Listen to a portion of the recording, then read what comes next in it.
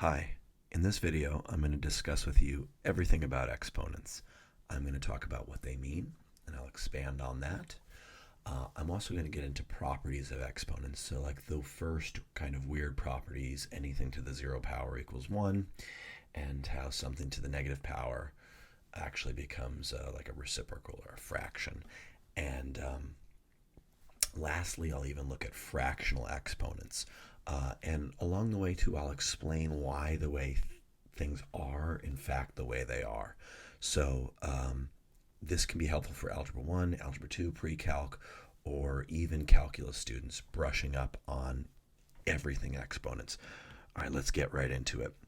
So here's our first idea. If you have something like a to the n, that n, that's your exponent. That's a to the nth power, or a to the n. What that means is a, the number a, is multiplied by itself n times. So rather than write a times a times a times a times a bajillion times, you can just say, or not a bajillion times really, and n times, you can just write a to the n. So for instance, here we have 5 to the third power. We wrote that because we didn't want to write 5 times 5 times 5 because that's kind of annoying. It takes a lot of energy and effort. And so what we can do is if someone gives you something like 5 to the third, first of all, other key words here. So 5 is the base and 3 is the exponent. So essentially, when you have a base to an exponent, you just write the base out n times multiplied together. So the operation or the operator in between each base written out is a multiplication symbol. So all in all, exponents are just repeated multiplication. Kind of like multiplication is repeated addition. Okay? So 5 to the third power means 5 times 5 times 5. 3 5s multiplied together, and so 5 times 5 is 25, times another 5 is 125. So 5 to the third is really 125. Let's say you had something like 10 to the fourth. Well, that means you have 1, 2, 3, 4 tens multiplied together. So I literally wrote the number 4 10 times, and in between them I have little dots, which stands for multiplication. And so then we can kind of clean this up. You could say 10 times 10 is 100. And on the over here, you got 10 times 10, that's 100. And if you multiply that all out, you essentially just count up the zeros. And you'll be at 10,000. 10 to the fourth is a 1 followed by 4 zeros. So it's kind of nice when you're dealing with base 10, numbers in base 10, when your base is 10. It's nice and clean and easy. All right, so 10 to the fourth power is just 10 times 10 times 10 times 10, aka 10,000. So whenever you're dealing with an exponent and you're a little bit confused, it's helpful to write out what it means. And so before I go further with anything else, let me just show you an example. Let's say we had something like, let's say I had, I don't know, 10 times, 5 cubed divided by 20. So something like this. Well, it's helpful to, if you have like a fraction like this, it's helpful to factor it up. Like, 10 is 2 times 5. And if we have 5 cubed, recall that's 5 times 5 times 5, 3 5s multiplied together. And down low, 20, that's 2 times 2, which is 4, times 5, which is 20. So I just broke down everything into their prime factorization. I just broke them down into their component parts. Okay? So now I can be like, well, 2 divided by 2 is 1. And 5 divided by 5 is 1. And 1 times the leftover is just the leftover. Up top I have 5 times 5 times 5. Down low I just have a 2. So then I'm at like 125 halves. So it's always helpful to expand or write out what an exponent means, and it might help you with simplification. By the way, like lots of times, this whole like big one notation thing I did, you'll see teachers like cross that off because 2 divided by 2 is 1, and 1 times the leftover is just the leftover. 5 divided by 5 is 1, and 1 times the leftover is just the leftover. And so that's a nice way to sort of clean things up. So if you're given exponents, it helps to write them out and always remember what they mean. All right. Now, we can just do a couple more of these. 4 to the third power. That means 4 multiplied by itself and multiplied by itself again. Notice how there's 3 4s multiplied together here. By the way, we also could say this out loud as 4 cubed. So 4 to the third power, or 4 cubed is the appropriate language. And then 4 times 4 is 16 times another 4. That is 64. 4 cubed, aka 4 to the third power, is 64. So again, it helps to just write things out. So if someone says to you, what's 2 to the fifth? That's not 25. That's what, ask yourself, what's the base? The base is 2. Okay, so we're going to repeat the base a bunch. How many times? Exactly 5. And notice the operator is multiplication in between. So 2 times 2 is 4, times 2 is 8, times 2 is 16, times 2 is 32. So that's one I always have kicking around in my brain at all times. 2 to the fifth power is 32. That's a good one to have around. Also, this might seem like a weird example, but it's helpful. If you have 5 to the first power, you might say, well, what's that equal to? Well, ask yourself, what's your base? Your base is 5. And then how many times are we multiplying 5 by itself? Well, there should only be 1 5 in total. One time it should be written. So 5 to the first is just 5. That makes sense because 5 squared would be 5 times 5. So there's 2 5s there. 5 to the first, there's just 1 5. Okay. So that's just the what does an exponent mean? How do I expand it out? How do I write like the final value if I were to simplify an exponent, expand out an exponent and get it to just one number? Now, here's a couple properties of exponents. You may have heard someone in your life tell you that anything to the 0 power equals 1. You may have also seen or heard something like negative exponents make fractions. Now, these are some weird properties. I'm going to be real honest with you. Exponents are really uncomfortable. So let's make sense of them, and we'll come back and we'll look at them. So we're going to be looking, in our little example here, we're going to be looking at negative exponents and to the 0 power to make sense of it. So here I have some function. Let's say I have the function 4 to the x power. Okay, so f of x equals 4 to the x power. Well, everywhere I can evaluate, I can plug in for x. I could plug in a 1 for x, and the output would be 4 to the first. We know that that's just 4. I could plug in 2 for my exponent. So 4 to the second power, that's 4 times 4. That's just 16. Let's keep it going. 4 to the third. That's essentially 16. It's 4 times 4, which is 16, which we just did, times another 4. That's 64. And we can even go for the gold. 4 to the fourth power. That is good old-fashioned 256. Okay, so that's just a review of exponents so far.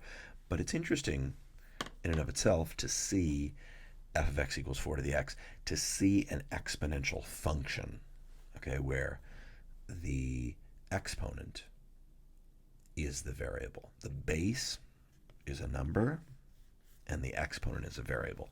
And so then we can just plug in 1 as the exponent, and so on and so forth. But now, what happens if we kind of cross over to the weird zone? 4 to the 0 power. Well, let's look at patterns here. I notice that each time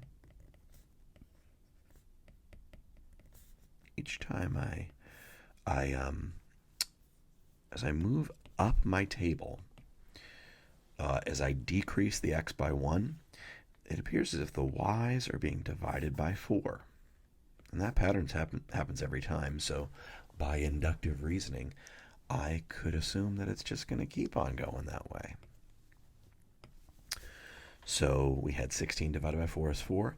Now you ask yourself, what is 4 divided by 4? Well, anything divided by itself, I did this a little bit earlier, is 1.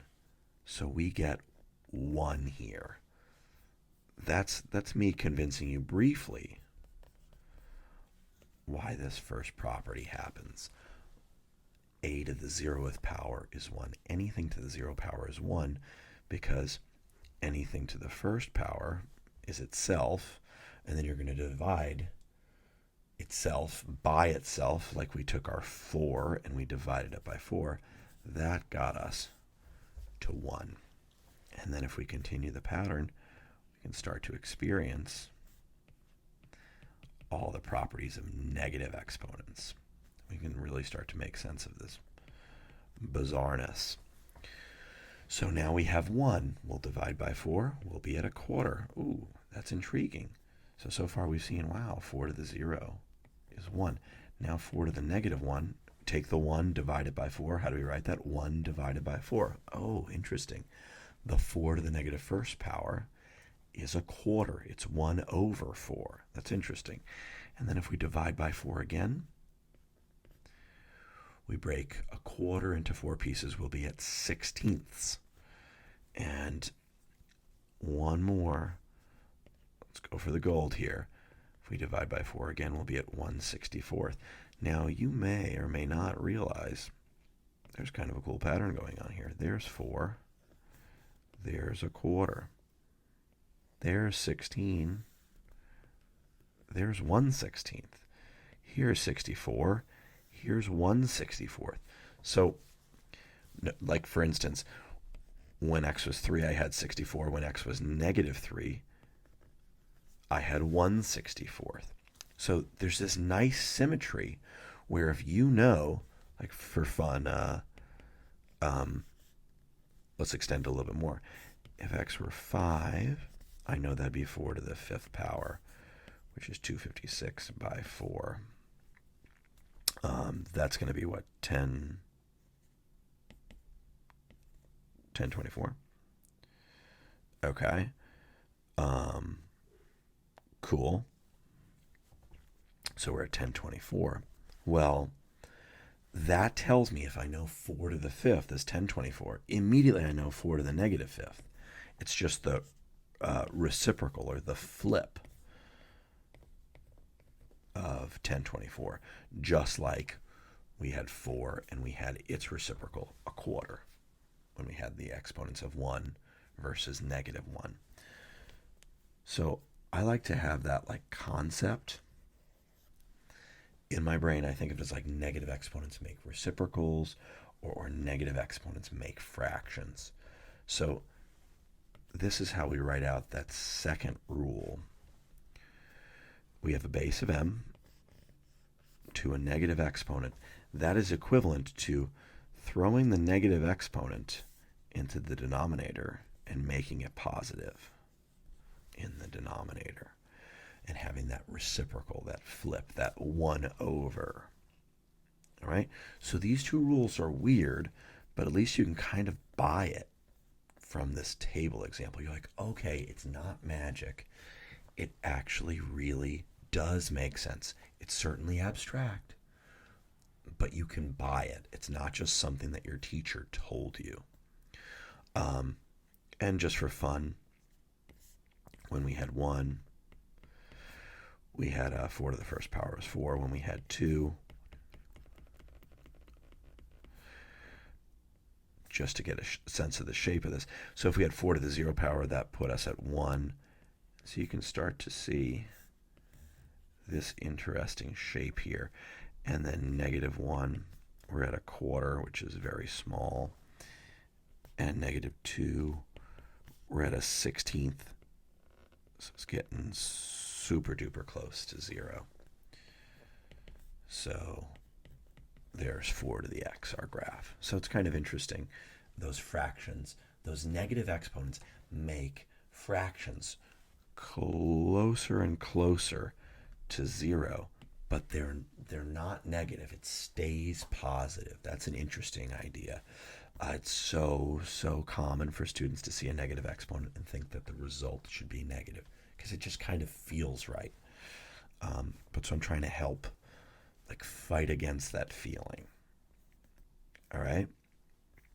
So now we can apply this second wave of properties here.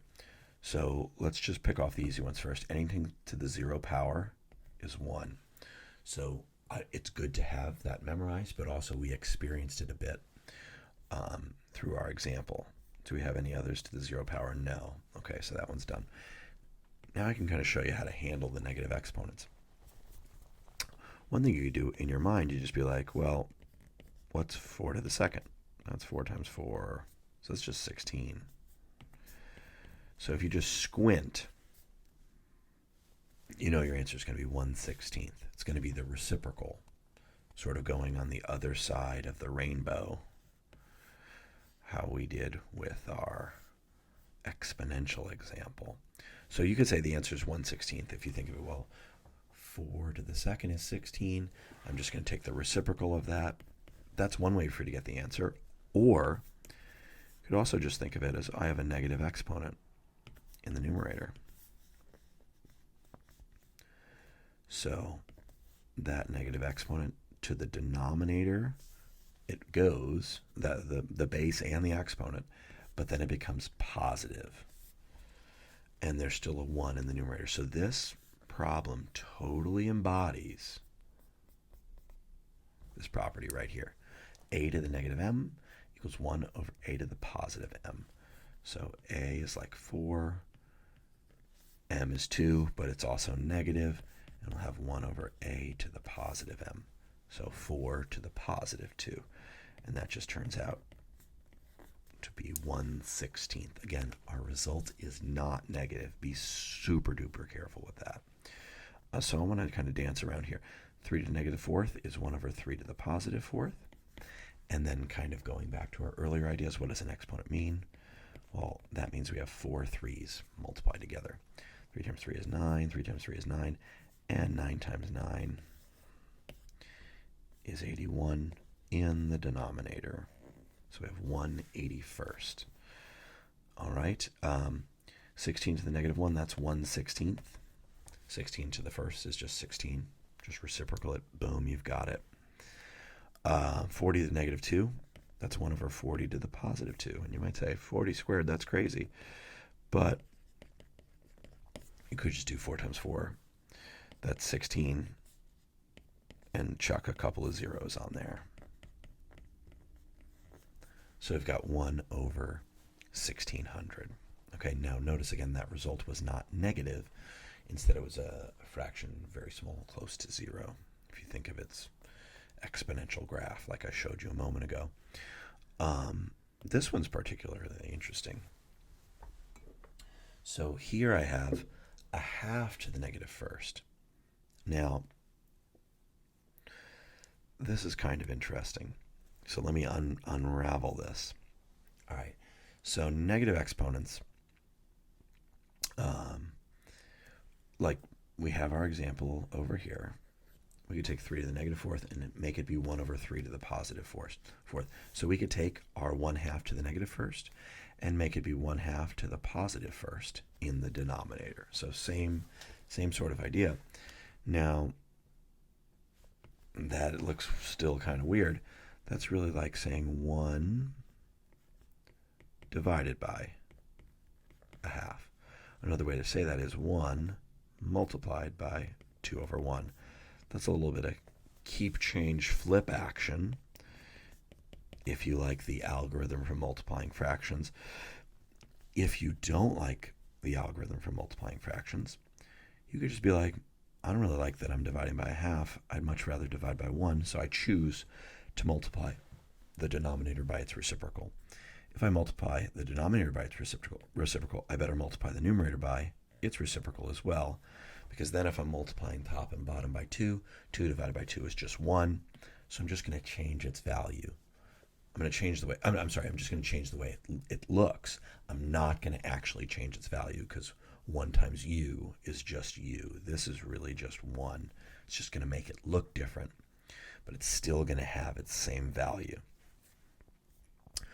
All right, well, down low, you divide it by 1. When we multiply fractions, just multiply the numerators, multiply the denominators, and then we have 2 over 1 up top. That's just 2. So a half to the negative 1 is just 2.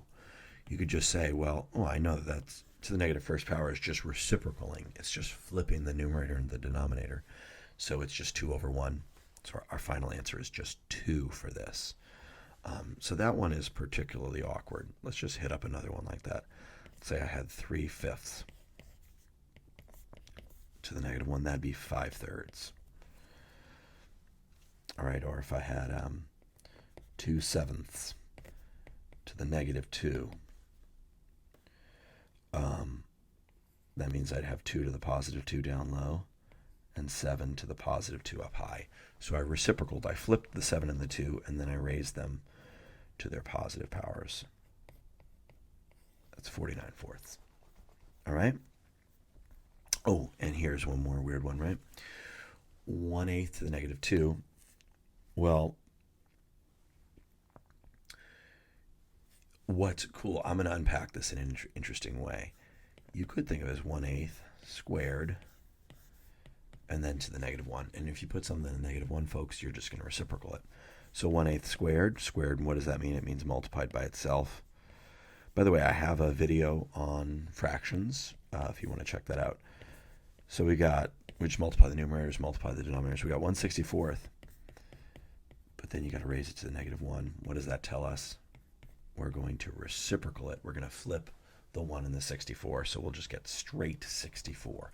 Again, notice how our answer, our result was not negative.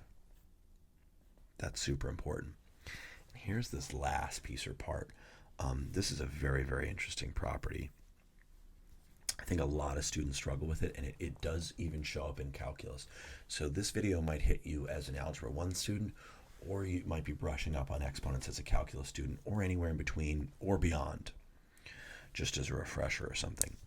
Feel free to tell me where you're coming from this mathematics in the comments, and I'll be sure to respond to you. So here's an interesting rule. So this is our fourth property or key idea. Here it is. This property states that if you're taking the nth root of a to the m, again, the nth root of a to the m, that is equivalent to a, again, your base is still just a, but it's to the fractional exponent of m over n. So first observation, n is the denominator of the exponent. So the root, sort of tucked inside the root symbol, that number is the denominator of your exponent. And then right here, m, that's the numerator of your exponent. So some people are fine with like such a generally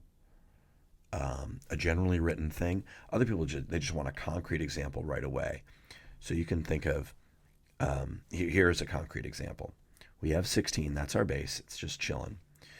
Now we're going to make a root symbol, but what we're going to have here is we're going to have to ask ourselves, okay, well, what gets tucked in the root? Are we taking a fifth root or a cube root, or what are we doing here? Well, I always put a little box. I don't know why.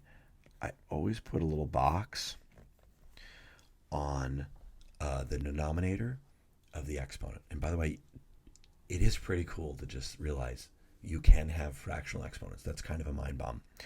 But so the denominator of the exponent, that's your root. You can just tuck that in, the root. So it's just the square root. By the way, we don't write a 2 if it's there, but you can. It's fine. And the exponent, the numerator of the exponent, is just the straight exponent.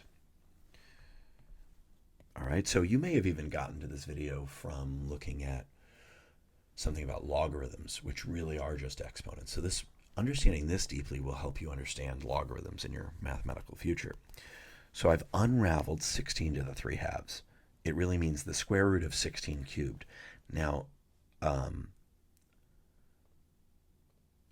so a really important piece of the puzzle here is I always recommend you take the root first.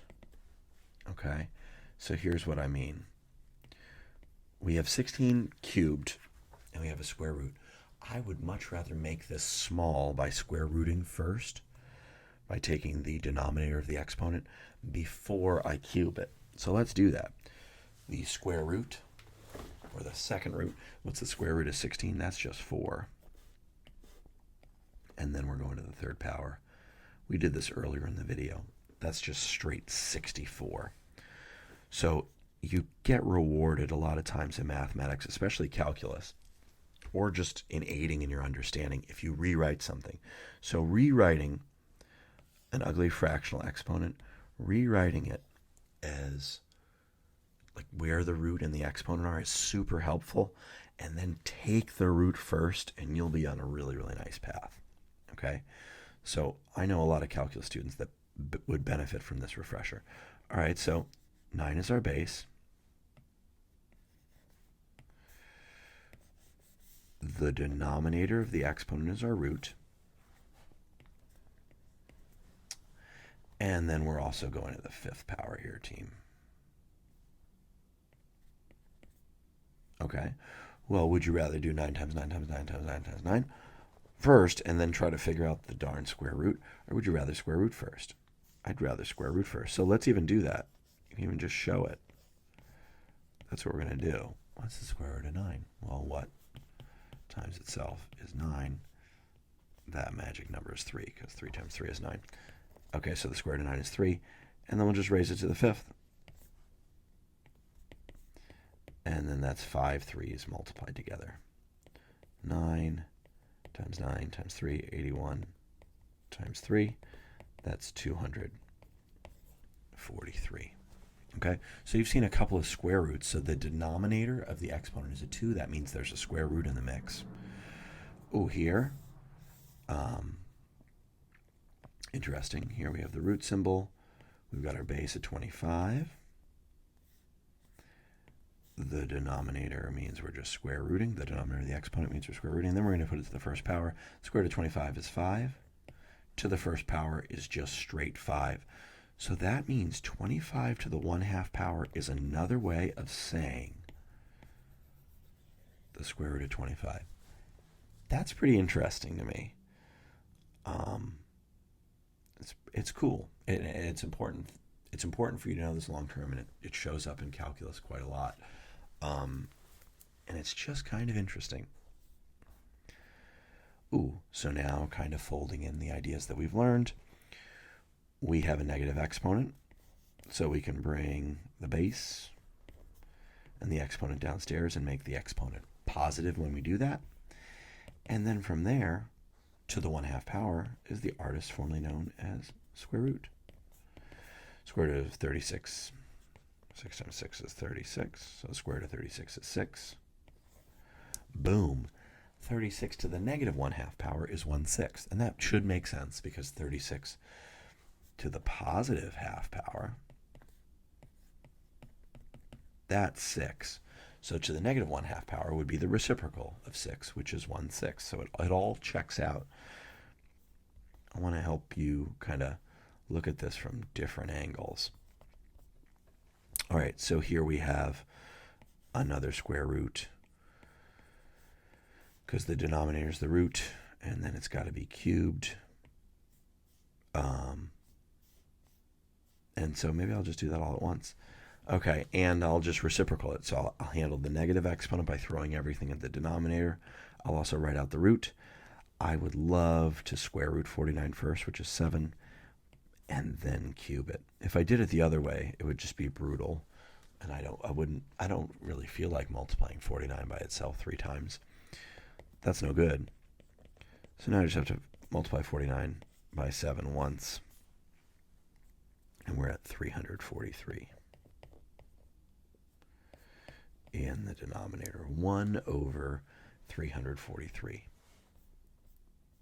Okay, now I did want to touch on perhaps one more. By the way, so I'm going to clean this up in a minute, but I'll tell you it could be written as 27 to the 4/3. Notice how the root is your denominator. And so what we'll do, team, is we'll choose to cube root first and then raise it to the 4th. Now, if you're cube rooting, oh my goodness, that's like saying what number times itself again, aka what number cubed makes 27. That magic number is 3. 3 times 3 is 9, times 3 makes 27. So we could do the root first. That's so helpful. And then we'll raise it to the 4th power. 3 to the 4th is 81. If you want, write it out. Always writing things out is helpful. I feel like that's such a common mathematical theme. 9 times 9, boom. That's going to make 81. So I hope this video was helpful in sort of recapping and or showing you some of the key properties of exponents, which will be helpful from Algebra 1 to Calculus and beyond, and especially helpful in understanding logarithms. Thanks for watching. Have a beautiful day.